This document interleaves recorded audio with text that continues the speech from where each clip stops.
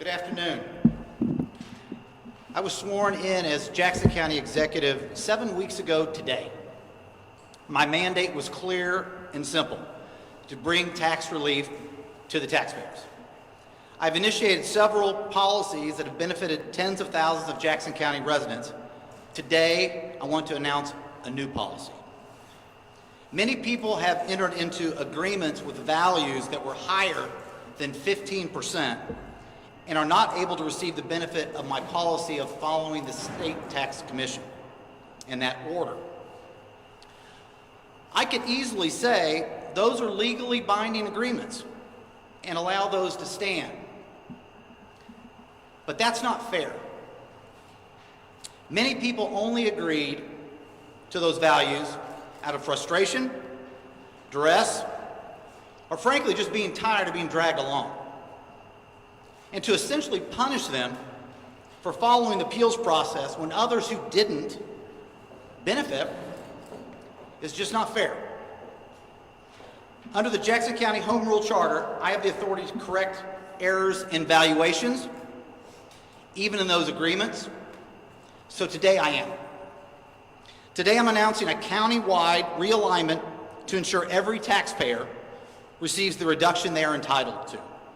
This includes the 2023 residential assessments and the upcoming 2025 commercial reductions. We are moving quickly and decisively to bring accuracy to every account. For property owners that appealed and reached an agreement, your updated reduction will be applied automatically. You will not need to fill out new forms. Your correct evaluation will move forward as it should.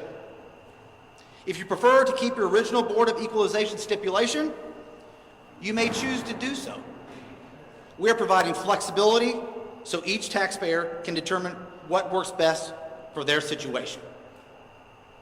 Now, it's commercial versus residential. I want to make sure we're clear about the years that we're talking about: 2023 residential and 2025 commercial agreements. This realignment strengthens fairness, consistency, and basically equality across our assessment system. We are applying the same standards to everyone to ensure the process is accurate and equitable. Also, I want to announce today that we are going to improve how we serve the public in this tax issue. In the coming weeks, Jackson County will consolidate multiple department phone banks into one unified taxpayer assistance hotline and one centralized email. This will create a true one-stop shop for residents who need information and support. I've heard too many stories of people calling and getting what they feel like is the runaround. It's not because county staff aren't trying to help them, but we have disciplines of different areas. We're going to get one discipline and one phone call and one email for taxpayers to utilize.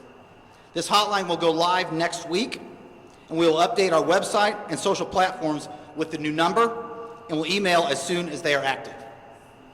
I'll tell you what it is, but don't call it right now. You're going to get a recording of me telling you don't call right now. But it's 816-881-4455. That's going to get you to someone that knows all about tax assessment. You can talk about your cars, you can talk about your real estate, instead of having to talk to one or the other. You also have the best way probably to get to us is an email, and that will be live, ready to go, and it's taxquestions@jacksongov.org. That will create a record of the taxpayer reaching out to us and a document we can follow to be able to make sure they're getting the response time they do and that we're following up on all of their issues.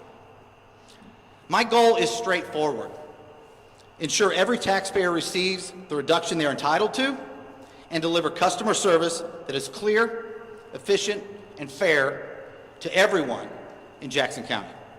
I want every resident and property owner to hear this directly from me, not from Facebook, not from social media, from me. You are my highest priority. If I could lift every burden and move every mountain for every taxpayer, I would do so.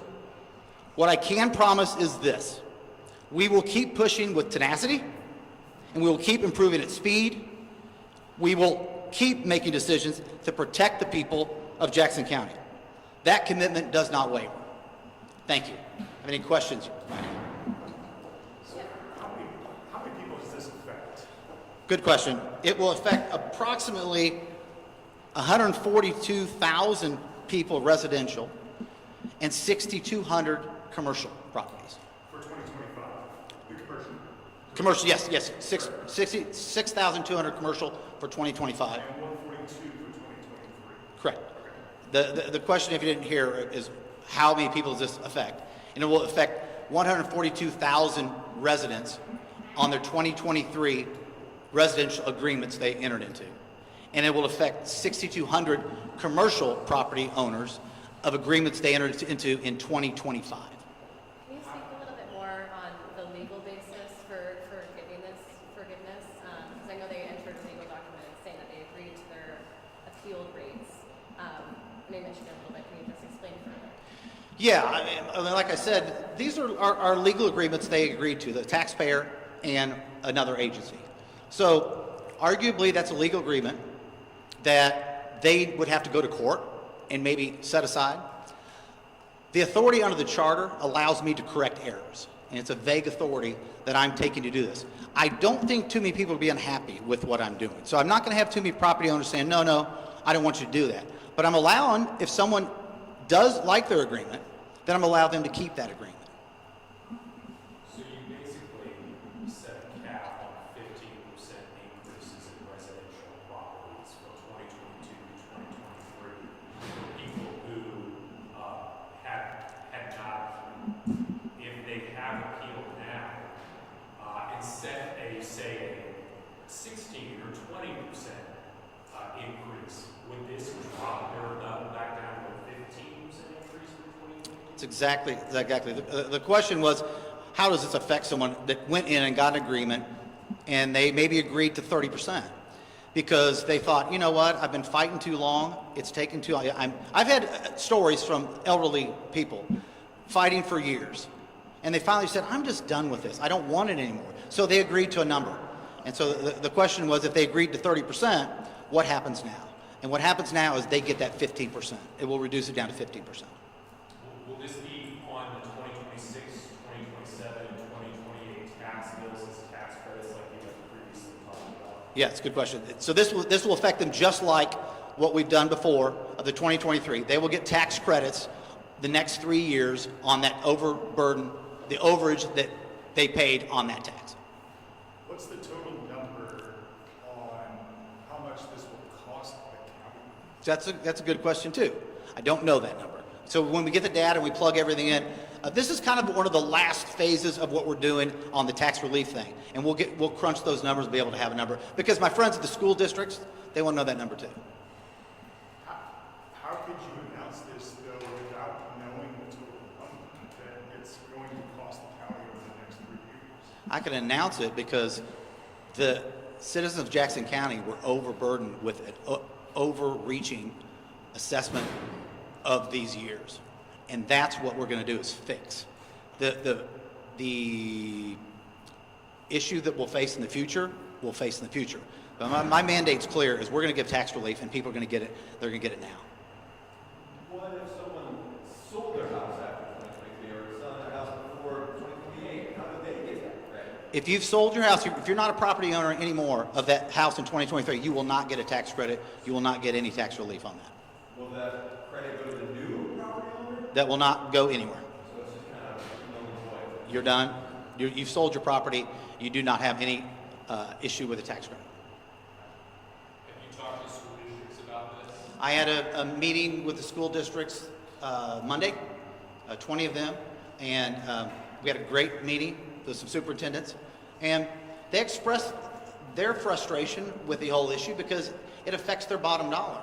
And the reason I took that meeting and wanted to meet with them is because I wanted to tell them and let them know I'm sympathetic and I want to work with them. I didn't just want to say, that's how it is, deal with your budgets. I want to see how I can help and how we can work together.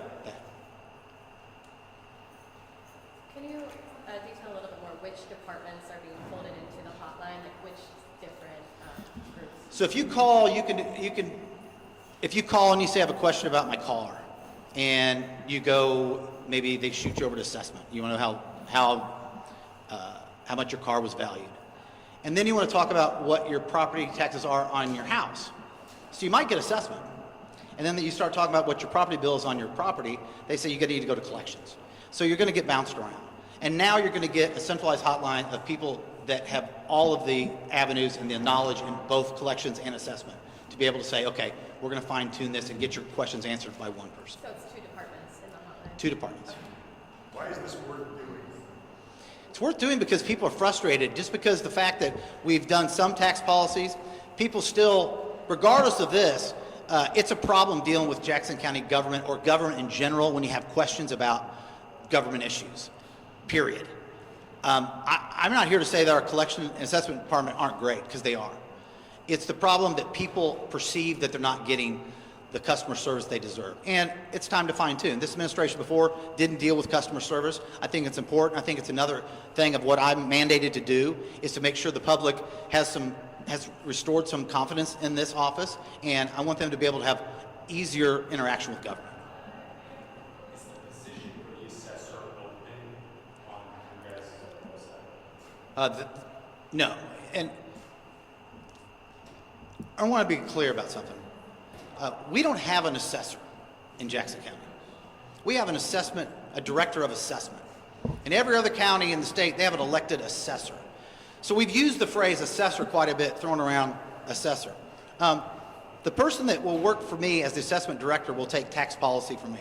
When I appoint someone to run that office, they're going to follow my tax policy. So the next assessment director I appoint will not be an assessor, it'll be the director of assessment, and will take the tax policy from the county executive. In 2028, that'll be an elected position, and that person will make tax policy.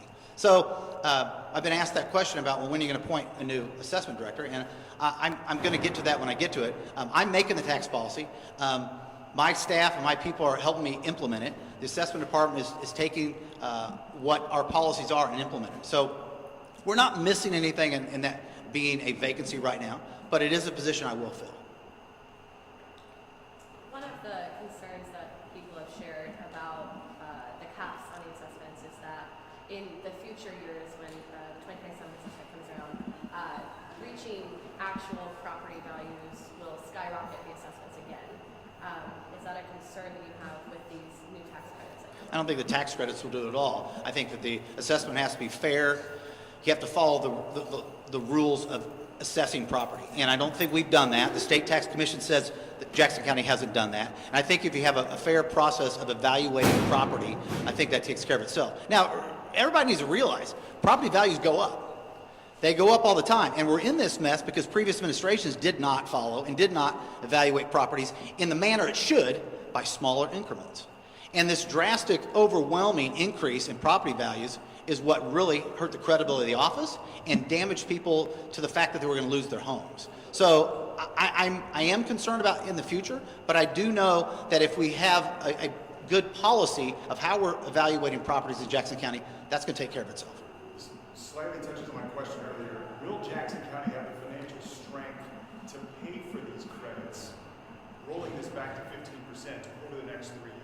We don't think there's any problem of government benefits or county policies and what we're supplying to the public in the future. We'll have a better handle on that, but it's not going to be detrimental. And that's one of the reasons why we want to do over 3 years, to make sure it wasn't an extreme burden on the county, wasn't an extreme burden on the taxing district, the school districts, fire protection district, and that.